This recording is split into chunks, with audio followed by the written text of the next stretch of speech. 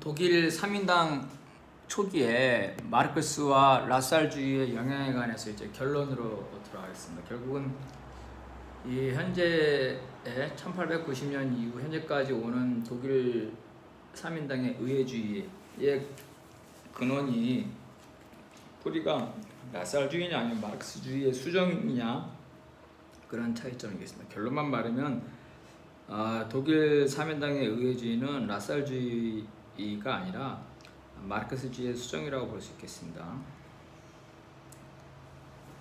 봅시다. 라살은 이제 경제적인 여유,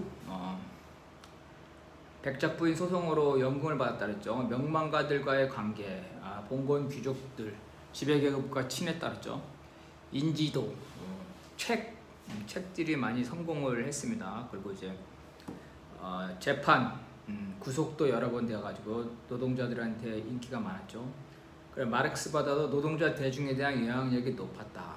그렇지만 공산주의자 동맹 시절부터 1860년까지는 마르크스와 경쟁하는 관계가 아니라 마르크스의 제자였다. 그러니까 마르크스파였다는 거예요.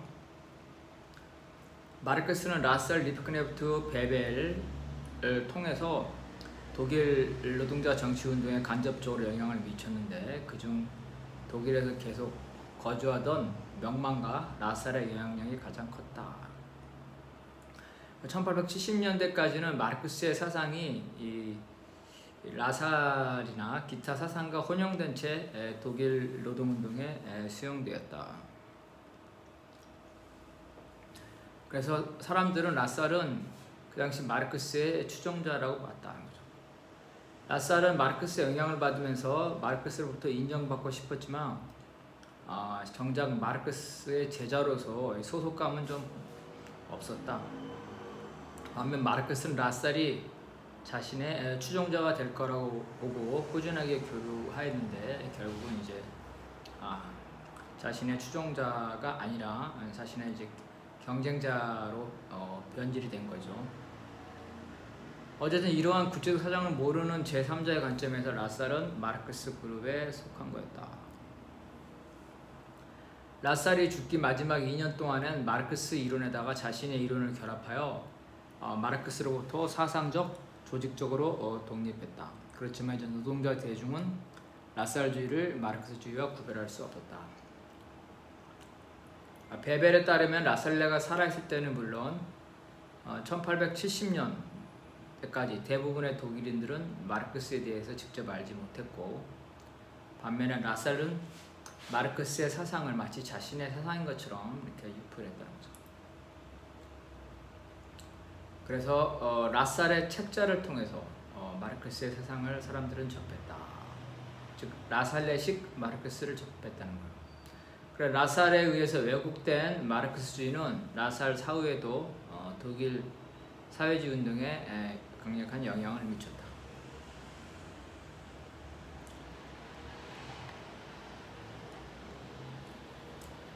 하지만 라살파들은 해산되거나 마르크스 그룹에 흡수되었으며 3인당 내에서 조직적, 이론적 계승에는 실패했다. 그러니까 베른슈타인의 수정주의는 라살주의와 이론적 연계가 없다. 베른슈타인이 라살의 저서를 집대성하고 전기를 작성하는 등 라살을 주목한 건 사실이지만 헤겔주의에 기반한 라살레주의는 아니었다. 베른슈타인은 오히려 신칸트주의였다는 거죠. 그리고 베른슈타인은 라살레가 헤겔의 숭배자였던 것과 달리 헤겔에 대해서 평가에 있어서 헤겔에 있을 변증법이 관념론에 의해 손상되었다고 본다. 그래서 헤겔을 비판했다. 베른슈타인은 마르크스의 사적 유물론과 헤겔의 변증법이 인위적으로 짜여져 있는 거다. 또 베른슈타인은 라살이나 마르크스와 달리 노동 가치설에 대해서 이거는 이제 노동자가 착취당한다는 사회적 불의에 대한 윤리적 확신이다. 어떤 객관적인 이성적인 논리기보다는 도덕적 윤리적 확신이다. 그래서 베른슈타인은 한계효용설과 암묵적 한계효용설은 뭐냐면은 한계효용 체감의 법칙, 처음에 먹을 때는 배가 부르지만 계속 먹으면 먹을수록 처음에 먹을 때는 맛이 있지만 계속 먹으면 먹을수록 맛이 없어진다. 그래서 소위 경제학에서 말하는 한계 효용, 수요 곡선과 공급 곡선이 나오잖아요. 그걸 만나는 점이 가격이 결정된다는데 바로 수요 곡선과 공급 곡선이 나오는 게 바로 이제 한계 효용에 근거한 겁니다. 라살은 이제 보통 선거권을 다수 노동자가 권력을 장악할 수 있는 수단으로 본 반면 사회주의 혁명 수단으로 봤어요. 왜냐하면 보통 선거를 통해서 노동자가 권력을 장악해서 그래서 국가를 통해서 사회주의 혁명을 할 수 있다. 베른슈타인은 보통 선거권을 사회주의 혁명 수단으로 본 게 아니라 평등 선거, 정치적 평등, 동등성으로 봤다는 거죠. 라살은 국가를 통해 사회주의를 실현할 수 있다. 즉 국가가 노동자들에게 협동조합을 만들게 함으로써 노동자들은 협동조합 안에서 자본가에게 착취당하지 않고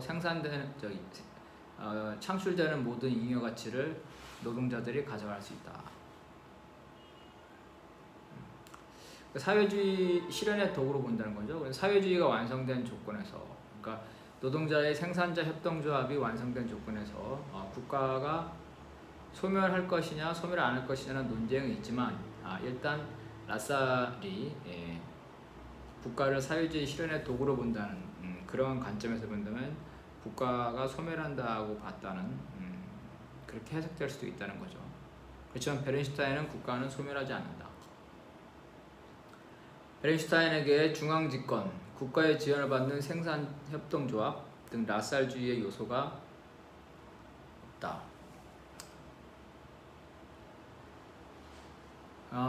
베른슈타인이 라살에 대해서 평가하기를 라살은 생산자 협동조합을 제외한다면 마르크스의 추종자였다.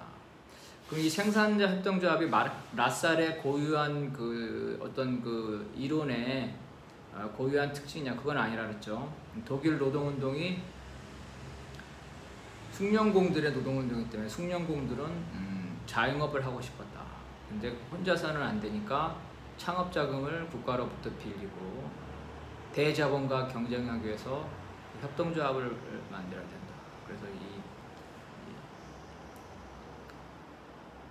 자기 자신의 이론적인 창조보다는 독일 숭령공들의 요구였고, 그러니까 슈테판 보른의 노동형제단, 슈테판 보른이라든가 다른 자유주의자들도 생산자 협동조합을 주장했다는 거죠. 또 베른슈타인은 자신은 라살주의자가 아니다. 라살의 그런 주장은 틀렸다고 본다. 베른슈타인의 평가에 의하면 라살은 마르크스에게 많이 표절했다는 거예요. 마르크스 이론을 많이 빌려왔다. 독일 3인당의 지도부는 대중들을 동원하고 군국주의화되는 독일에서 군국주의 문화나 축제에 대항하는 데서 라살레 축제가 유용했기 때문에 라살레 숭배를 일정 부분 묵인했다. 사회주의 탄압법 시절에 이 라살레 축제의 문화 행사는 당의 행사를 위장할 수가 있었다. 노동자 대중을 단결시켰다. 심지어 마르크스 파엔 리프크네프도 라살레 축제에서 연설을 하고 축하하기도 했다. 그리고 당대에서 마르크스와 엥겔스, 라살레 사진이 동시에 걸렸다. 이런 축제들은 이제 독일 3인당 에어프루트 강령 이후에 뜸해졌으나 1차 대전 직전까지 있었다. 그거 왜 그러냐? 그러면 막스 베버의 기준에 따르면 라살은 어떤 대중 지도자라서 카리스마가 아주 강한 유형이다. 일단 마르크스는 대중성이 없었죠. 라살은 이제 백작 부인 이혼 소송, 이게 엄청나게 센세이션을 일으킨 스캔들이라 그러죠. 단순히 이 소송, 법률적 소송이 아니라 이 증거 조작, 그리고 그 증거 조작을 밝혀내는 거, 추격전 뭐를 가지고 하나의 스릴러 드라마 같은 거에서 그 당시 독일 사회에 엄청난 센세이션을 불러일으켰어요. 그 저술의 성공, 여러 가지 이러한 것들, 그리고 이제 투어, 그리고 이제 비스마르크와 대적했다, 협상도 했다, 영웅적인 이미지, 결단력, 그리고 이제 드라마틱한 죽음, 이런 것들이 대중적인 카리스마를 얻었다. 체게바라보다 더 했다고 생각하면 될 것 같아요. 그리고 또 이제 그 독일 노동자들은 대부분 이제 그 종교의 교인이었겠죠. 그러다 보니까 성인, 카톨릭의 그 성인과 같은 그러한 노동 지도자의 이미지가 필요했겠는데 그러한 것들을 반영한 거다. 즉 독일 노동계급의 실천적 이론적 미성숙성도 있었다. 라살레 숭배는 주로 누구에서 만들었냐면 그 백작 부인이 평생 라살레의 후견이었고 라살레가 죽고 나서도 라살레를 그 숭배, 우상화하는데 노력을 많이 했다 그랬죠. 근데 정작 라살레도 그런 경향이 있었어요. 어쨌든 간에 장례식에 이미 수천 명이 모였고 마르크스가 죽을 때는 10명밖에 안 모였는데 그리고 백작 부인은 라살레 시신을 방부 처리해가지고 독일 곳곳에 전시하고자 했다. 라살레 유언으로 후계자를 정하고 자신의 사상으로 조직을 운영하도록 하는 유훈 통치를 시도하였다. 자기 연설에 수천 명이 몰려들자 라살레는 백작 부인에게 쓴 편지에서 자신이 신흥 종교를 창시한 것 같다고 허풍을 떨었다. 1891년 에어프루트 강령 이후에 독일 3인당은 의회주의, 개혁주의, 전쟁협조, 국가와 협조 등의 노선을 걸으면 사실이다. 에어프루트 강령이 마르크스주의를 받아들였다 치더라도 그 이행기 강령, 그 강론에 있어서는 이런 의회주의적 경향이 있었다는 거죠. 근데 이것을 모두 라살주의로 규정할 수 없다. 독일 3인당의 우경화는 다른 서유럽국과 마찬가지로 자본주의 경제와 부르주아 민주주의가 발전하는 과정에서 태동된 것이고 라살레주의와 이론적 인적 관련성이 없다. 굳이 따진다면 베른슈타인의 주장에 근거하다. 라살레하고 상관없는 그 프랑스와 영국도 의회주의를 갔잖아요. 프랑스와 영국뿐만 아니라 부르주아 민주주의가 발전하는 대부분의 나라에서는 그 의회주의로 가게 됩니다. 너무 당연한 게 혁명이라는 거는 평화혁명과 무장혁명이 있는데 그 나라의 조건에 따라 다른데 러시아처럼 지배계급이 폭력으로 나올 때는 폭력혁명으로 가는 거고 지배계급이 폭력으로 안 나오는데 그 폭력혁명을 할 수가 없죠. 영국이나 이런 나라에서 그 폭력혁명을 할 수가 없겠죠. 문제는 대중투쟁의 가능성을 열어주냐 안 열어주냐. 그 다음에 선거를 통해서 합법적으로 평화적으로 혁명을 할 때 지배계급이 반동적인 쿠데타를 할 때 그거에 대해서 억누를 수 있는, 억압할 수 있는 그 실질적인 힘을 가지고 있냐. 그 힘이라는 거는 물론 이제 군대나 경찰이라는 합법적인 권력도 될 수 있겠지만 노동계급이 대중적으로 투쟁하고 있냐. 의회 바깥에서 노동계급이 대중적 투쟁력을 보유하고 있냐. 이런 의회 바깥의 대중투쟁을 포기하냐 포기하지 않냐가 중요한 거라는 거죠. 베벨과 리프크네프트가 의회에 진출할 당시 노동자 소수만이 사회주의에 관심이 있었고 대다수는 정치적, 경제적 지위 개선에 관심이 있다. 당연하죠. 사회주의가 훌륭한 거라더라도 일반 사람들한테 다수가 사회주의겠어요? 그건 아니죠. 왜냐하면 부르주아 이데올리기에 지배당하고 있기 때문에. 그래서 에어프루트 강령의 강론의 사회개혁적 부분도 라살레의 독창적 이론이 아니라 일부 사람들은 에어프루트 강령의 강론이 이 개혁을 많이 의회주의를 하는데 이게 라살레의 잔재라고 하는데 마르크스의 공산당 사회나 독일에서 공산주의자 요구에도 다 나타난다. 즉 사회주의 강령과 그 이행기 정책이 있는데 이행기 정책은 마르크스도 다 수용하는 거다. 보통선거 이런 거 다 수용하는 겁니다. 그래서 사회주의 이전에 자본주의 국가에서 요구해야 될 정책일 뿐이다. 너무 당연한 거죠. 자, 부르주아 민주주의가 발전하면서 합법적이고 평화적인 의회주의, 사회개혁이 우세했다. 이것도 상식적인 거죠. 혁명의 방식은 지배계급의 대응에 따라 달라지는데 지배계급이 부르주아 민주를 발전시키고 합법적이고 선거를 통해서 하는데 거기다 대고 무력을 할 수가 없겠죠. 그런데 어떤 시기, 무력을 해야 될 시기에 그 무력을 안 하는 게 문제죠. 스파르타쿠스의 무장혁명. 이렇게 때는 뭐냐면 아까 말한 것처럼 1차 대전에서 독일 제국이 1차 대전에서 항복을 한 다음에 권력이 무너졌죠. 러시아 혁명과 유사한 조건이었어요. 그래서 로자 룩셈부르크는 무장혁명을 시도한 거죠. 근데 지배계급은 러시아와 다르게 대응했다 그랬죠. 러시아의 봉건 황족은 끝까지 사회주의 진영에 사회주의 진영을 탄압했지만 독일 제국은 전쟁에 항복하면서 권력을 독일 3인당한테 넘겨버렸다. 그래서 독일 3인당의 다수파 지도부는 이 독일 황제 봉건 잔존 세력과 탈북했다. 그래서 스파르타쿠스 무장혁명이 실패했다. 그래서 어떤 역사적인 그 결론만 보여야 되는 게 아니라 항상 그 과정을 봐야 된다. 제2인터내셔널 역시 합법투쟁과 의회주의를 사회주의 실현의 한 방법으로 그거 전적으로 그것만 인정한 게 하나의 방법. 대중투쟁도 인정한다는 거죠. 당연히 엥겔스의 승인을 받았죠.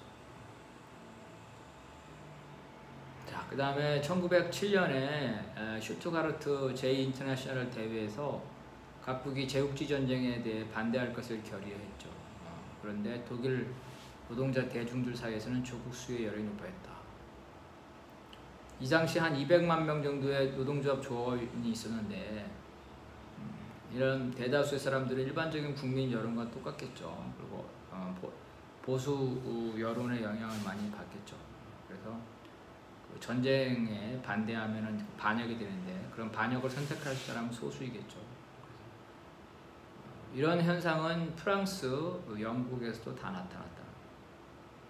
그래서 이런 노동자들, 심지어 당원들 다수가 전쟁을 묵인했기 때문에 지도부는 역시 전쟁에 동의했다.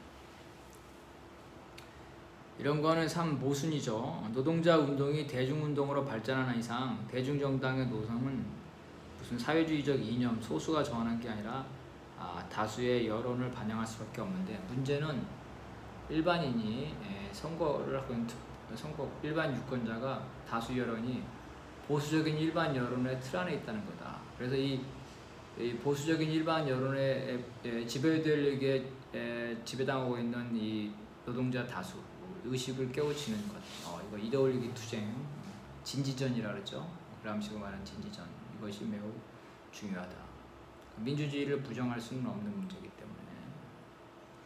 그래서 불특정 다수, 아무 검증도 안 되고 사회주의적인 그 이념 잘 모르고 동의하지도 않는 불특정 다수를 무조건 당원으로, 사회주의 정당의 당원으로 받아들이면 나중에 어떻게 되겠어요?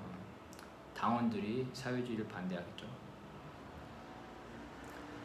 마르크스에 따르면 노동계급 이외의 계급은 사회주의 정당의 조직은 같이 할 수 없다. 조직은 사회주의만 한다. 다만 바깥에서 별도의 연대는 할 수 있다.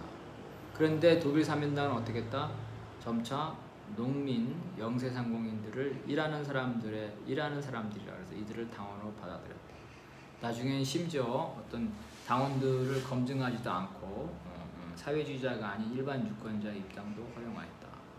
민주노동당도 마찬가지죠. 처음에는 노동자 정당이었지만 농민, 빈민, 노점상, 영세상공인 일하는 사람들의 정당으로 해서 이렇게 받아들였죠. 그리고 이제 당원 심사도 안 하고 다 받아들이죠.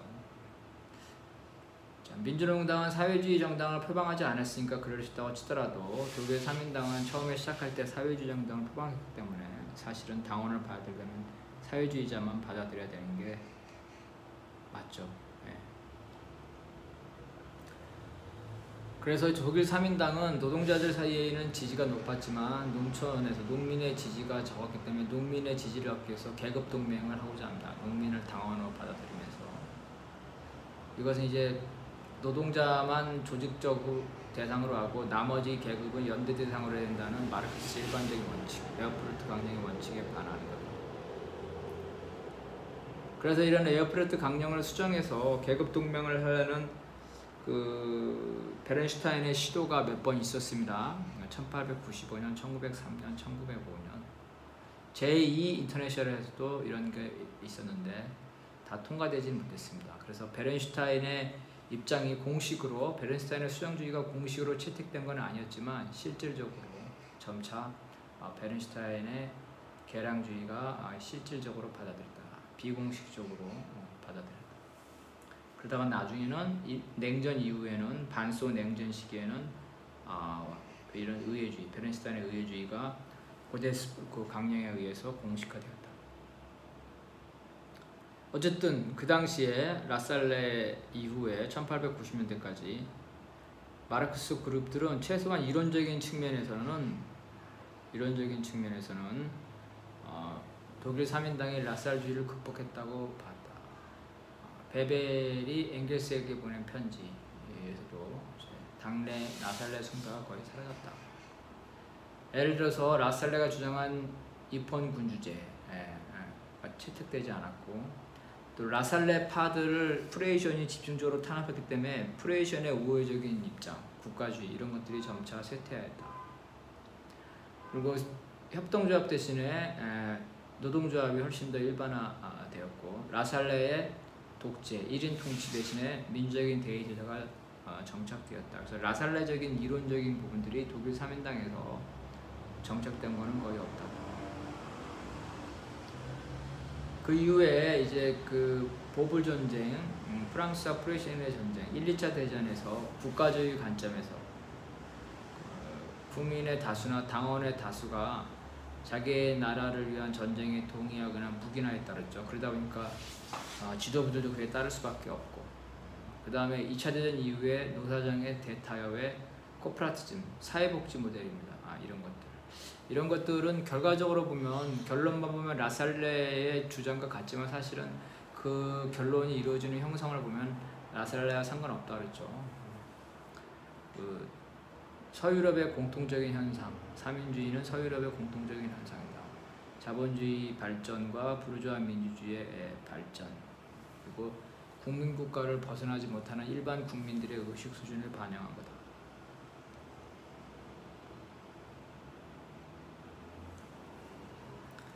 자, 3인당의 지도부에서 막스파가 압도적인 다수였고 라살레주의자는 거의 없다. 이론적으로 조직적으로 승계되지 못했다.